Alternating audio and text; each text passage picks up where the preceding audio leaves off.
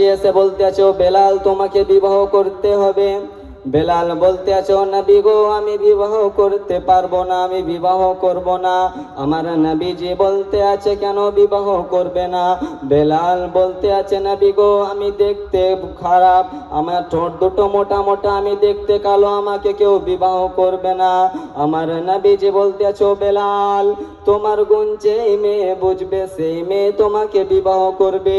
বেলাল বলতে আছে, আমি বিবাহ করব তো কেমন করে করব? আমি তো দুনিয়ার মধ্যে আর 7 দিন বাঁচবো, আমাকে কেউ বিবাহ করবে না। বাবাজি আমার নবীজি বলতে আছে, ও বেলাল তুমি কেমন করে জানলে যে তুমি দুনিয়াতে আর 7 দিন বাঁচবে? বেলাল বলতে আছে, নবী গো আমি যখন তাহাজ্জুদের নামাজ পড়ে ঘুমালাম, আমার আল্লাহ তাআলা আল্লাহ পাক স্বপ্নের মধ্যে আপনাকে জানিয়ে দিয়েছেন আমি বেলাল মাত্র আর 7 দিন দুনিয়ার মধ্যে বাঁচবো, আমাকে কেউ বিবাহ করবে না। ব্রাদান ইসলাম আমার নবীজি বলতে আছো, বেলাল চিন্তা নাই চিন্তা নাই, তোমার গুণ যেই মেয়ে বুঝবে সেই মেয়ে তোমাকে বিবাহ করবে। ব্রাদানে ইসলামিয়া আমার নবীজি মদিনার সমস্ত সাহাবাগণকে বলতে আছো, আমার সাহাবারা শোনো শোনো, যাও যাও মদিনাতে এলান করে দাও বেলালকে কে বিবাহ করবে। ব্রাদার বেলালকে কে বিবাহ করবে? সাহাবাগণ যেন মদিনার মধ্যে এলান করে দিলেন, সঙ্গে সঙ্গে মাঠ ভর্তি মহিলা চলে এলো, মাঠ ভর্তি মেয়েরা চলে আসলো। আমার বেলাল বলতে আছে, নবীজি গো নবী গো আপনি বলে দিন বলে দিন, আমি মাত্র আর 7 দিন বাঁচবো, আমাকে কে বিবাহ করবে তাকে রাজি হতে বলুন। ব্রাদানে ইসলামিয়া আমার নবীজি বলতে আছো, নারীরা তোমরা শোনো, বেলাল মাত্র 7 দিন বাঁচবে, বেলালকে কে বিবাহ করবা বলো? কেউ বাবাজি উত্তর দিল না, সবাই যেন আস্তে আস্তে চলে গেল, একটা একটা করে সবাই যেন সে মাঠ থেকে চলে গেল। বেলাল কেঁদে বলে, ওগো নবী গো আমাকে কেউ বিবাহ করবে না, দেখেন না একজনও রাজি হলো না, সবাই যেন এখান থেকে চলে গেল। আমার নবীজি বলতে আছে, ও বেলাল তোমার চিন্তা নাই চিন্তা নাই, তোমার গুণ যেই মেয়ে বুঝবে সেই মেয়ে তোমাকে বিবাহ করবে। জোরে বলুন সুবহানাল্লাহ। ব্রাদানে ইসলাম হজরতে আলী তখন বলতে আছে যে নবীজি আমি বেলালের জন্য একটা মেয়ে খুঁজবো। হজরতে আলী তখন বেলালের জন্য মেয়ে খুঁজতে গেল। বেলালের হায়াত তখন মাত্র আর 4 দিন বাবাজি। বেলালের জন্য যখন একটা মহিলা খুঁজতে গেল, সারা দিন হয়ে গেল, সন্ধ্যা লেগে গেল, একটাও মেয়ে পেল না। বেলালের হায়াত আর মাত্র 3 দিন বাবাজি। তারপরের দিন আবার হজরতে আলী চলে গেল বেলালের জন্য একজন নারী খুঁজতে, সেই দিনও পেল না। বেলালের হায়াত আর 2 দিন। ব্রাদানে ইসলামিয়া এরকম করতে করতে হজরতে আলী যখন কোনো একটা নারী পেল না, বেলালের হায়াত মাত্র যখন 1 দিন হয়ে গেল বাবাজি, হজরতে আলী রাদিয়াল্লাহু তাআলা আনহু যেন ওই জঙ্গলের রাস্তা দিয়ে আসতেছিলেন, জঙ্গলের রাস্তা দিয়ে আস্তে আস্তে দেখতে পেলেন একজন চাচা যেন নামাজ পড়তে আছে একটা বাড়িতে।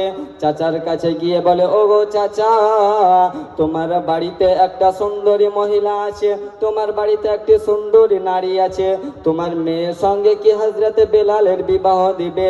চাচা বলতে আছে, ও আলী কেন বিবাহ দিব না?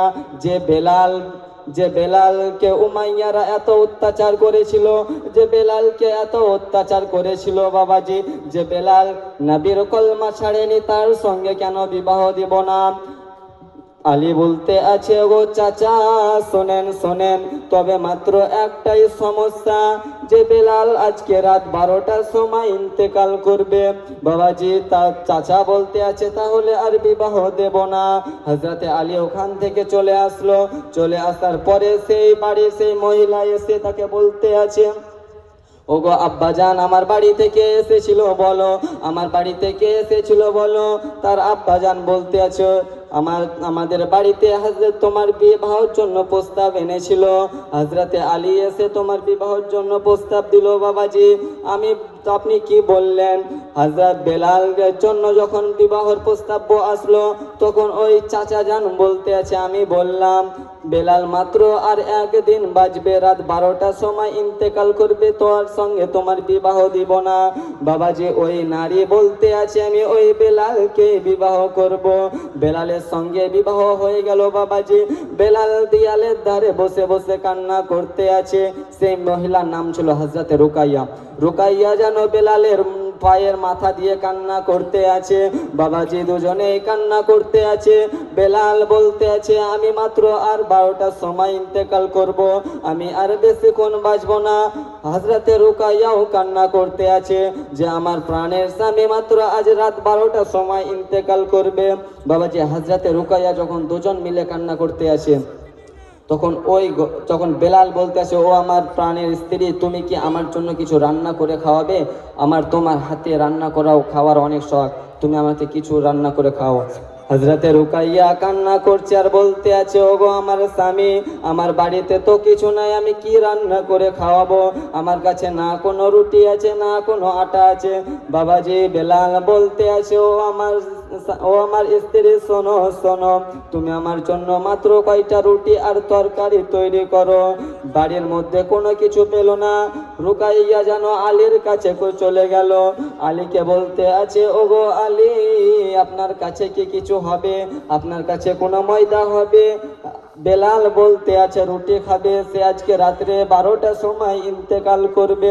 বাবাজি আলী বলতে আছে ও রুকাইয়া, তোমার মতো নারী আর কোথাও যেন পাওয়া যাবে না। ব্রাদান ইসলাম হযরতে আলী বলতে আছে রুকাইয়া যাও যাও, তুমি খাতুনে জান্নাতের কাছে গিয়ে যাও, ওখানে দেখো কিছু জব আছে, কিছু আটা আছে, ওই আটা নিয়ে তুমি বেলালের জন্য রুটি তৈরি করে দাও। বাবাজি রুকাইয়া যখন ওই খাতুনে জান্নাতের কাছে গেল, খাতুনে জান্নাতের কাছ থেকে গিয়ে কয়টা রুটি তৈরি করলো? 60টা। বেলাল খেলো কয়টি? 4টি। তাহলে থাকে কয়টি? আর 3টি। বাবাজি যখন 4টি রুটি খেয়ে নেওয়ার পর 3টে রুটি ছিল, বেলাল বলতে আছে ও রুকাইয়া, তুমি এই 3টে রুটি খেয়ে নাও, আমি তোমাকে খাইয়ে দিতে পারলাম না, জানি না আমি তোমাকে খাইয়ে দিতে পারবো কিনা। ব্রাদান ইসলামিয়া যখন রুকাইয়া কান্না করতে আছে আর বলতে আছে ও গো আমার স্বামী, যখন আপনার কথা আমার মনে পড়বে, যখন আপনাকে আমার মনে আসবে, তখন আমি কেমন করে থাকবো? হযরতে বেলাল বলতে আছে কিয়ামতের দিন যখন আল্লাহ তাআলা আল্লাহ পাক আমাকে বলবে বেলাল তুমি জান্নাতে যাও, তখন আমি বলবো আমার স্ত্রীকে রুকাইয়াকে না দিলে আমি জান্নাতে যাব না। ব্রাদানে ইসলামিয়া দেখুন, হযরতে বেলালের যখন ইন্তেকালের সময় চলে আসছে, ওই দরজার মধ্যে যেন একজন ঠক ঠক করে আওয়াজ দিচ্ছে। রুকাইয়া ভাবছে এ কি, তাহলে জিবরিল আমিন আসলো নাকি যে বেলালের চান কবজ করার জন্য? সে ভয়ে ভয়ে যেন দরজাটা খুলে দিল। খুলে দেওয়ার পরে দেখতে পেল একজন ফকির বাবা দাঁড়িয়ে আছে। রুকাইয়া বলতে আছে ফকির বাবা আপনি বলুন কি হয়েছে? রুকাইয়াকে বলতে আছে ও রুকাইয়া, তুমি কান্না করতেছো কেন? তুমি এত কেন কান্না করছো? রুকাইয়া বলছে ফকির বাবা আর বলেন না, মাত্র আজকে রাত 12টার সময় আমার স্বামী ইন্তেকাল করবে, তাই আমি কান্না করতে আছি। ফকির বাবা বলতে আছে রুকাইয়া শোনো, তুমি আমাকে কিছু দান করো, আমি তোমার দান কিছু নিতে চাই, আমাকে খুব খিদে পেয়েছে, আমি কিছু খেতে চাই। ব্রাদানে ইসলাম রুকাইয়া বলতে আছে ও ফকির বাবা, আমার কাছে তো কিছু দান করার মতো সামর্থ্য নেই, আমার কাছে মাত্র 3টে রুটি আছে, আপনি ওই 3টে রুটি খেয়ে নিন। ব্রাদানে ইসলাম যখন ওই 3টে রুটি দিয়ে দিল, বলে দিলে যাও তোমাকে চিন্তা করতে হবে না, আমি তোমার বাড়িতে এই 3টে রুটি খাওয়ার জন্য 3 দিন দারোয়ান থেকে গেলাম। জোরে বলুন সুবহানাল্লাহ। ব্রাদানে ইসলাম ওই ফকির বাবা যখন 3 দিন দরজার মধ্যে থাকলো, হযরতে ইজরাইল আলাইহিস সালাম আসলেন, এসে বলছে এ তুমি দরজাতে কি করছো এখানে? বলছে তুমি কে? বলছে আমি বেলালের জান কবজ করতে এসেছি। তখন ফকির বাবা বলতে আছে ইজরাইল আলাইহিস সালামকে যে বেলালের জান কবজ করতে এসছো? হবে না, আমি তার বাড়িতে 3 দিন দারোয়ান হয়ে রয়েছে, বলছে 1 সেকেন্ড পার হতে দেব না, 3 দিন তো দূরের কথা। ব্রাদারে মিল্লাতে ইসলামিয়া যখন ফকির বাবা বলে দিল তোমার এখানে জান কবজ করা হবে না, আমি এখানে 3 দিন দারোয়ান রয়েছি, তখন ফকির বাবা বলতে আছে যে 3 দিনের পাশে আর একটা শূন্য লাগিয়ে দাও, তাহলে কয়দিন হবে? 70 দিন। ব্রাদারে ইসলামিয়া 70 দিন যেন তার জান কবজ করতে পারবে না। হযরতে বেলাল রাদিয়াল্লাহু সময় চলে আসলো। বেলাল বলতে আছে আমার জান কেন কবজ হচ্ছে না, আমার জান কেন কবজ করে নিয়েছে না? 12টা তো বেজে গেছে। ব্রাদারে ইসলামিয়া রুকাইয়া যেন দরজা খুলে বলতে আছে ও ফকির বাবা, আমার বেলাল স্বামী জানের যেন আজকে রাত 12টার সময় ইন্তেকাল হতো, তো তার চান কেন কবজ হচ্ছে না? ফকির বাবা বলতে আছে, ও রুকাইয়া শোনো শোনো, তুমি যে আমাকে 3টে রুটি দান করেছিল, আমি 3 দিনের বদলে আমি 7 দিন তোমার বাড়িতে দারোয়ান রয়েছি, 7 দিনে থেকে তার থেকে আর একটা শূন্য দিয়ে দাও, তারপরে আমি তোমার বাড়িতে 70 দিন দারোয়ান রয়ে গেছি। ব্রাদার দেখুন হযরতে বেলাল রাদিয়াল্লাহু তাআলা আনহু তিনি কেমন সাহাবা کرام ছিলেন, তিনার মর্যাদা, তিনার শান এতই যে তিনি ছিলেন না কেউ যিনি আজান না দিলে হতো না সকাল। ব্রাদার ইসলাম হযরতে বেলাল রাদিয়াল্লাহু তাআলা আনহু, তিনাকে এতই অত্যাচার করা হয়েছে, তিনাকে এতই জুলুম করা হয়েছে, তবুও আমার নবীর কলমা ছাড়েননি, তবুও আমার নবীর কলমা পড়ে নিয়েছিলেন। ব্রাদার মিল্লাত ইসলামিয়া, এই বলে আমার বক্তব্য ইতি করছি। বলা ও ভাষার মধ্যে যদি হয়ে থাকে কোনো রকমের ভুল ত্রুটি তো আল্লাহর কাছে ক্ষমা প্রার্থী।